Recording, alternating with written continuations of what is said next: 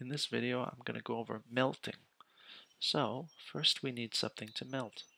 I'm going to go to the figure and zoom in a little. The next thing we're going to do is we're going to come to this bending cube here and hold it down, and we have many different manipulators. So one of them is called melting, and that is right over here. It's called melt.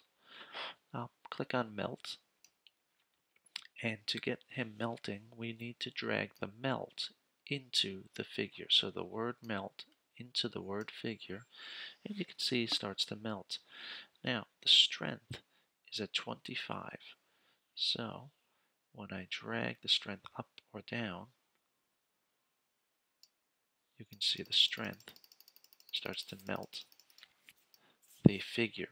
So there's a lot of other um, options that you can look at with this with the melt, but we're just going to do a basic animation with the melt.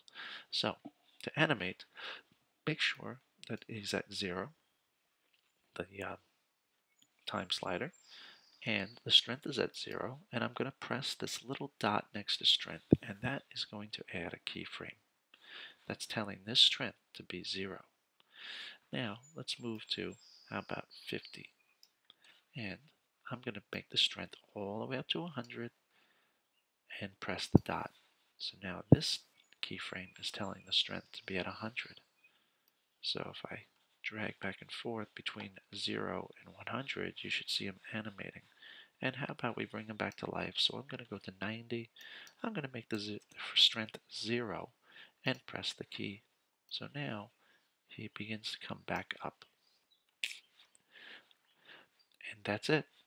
All right. So if you have any questions, leave them in the comments, and good luck.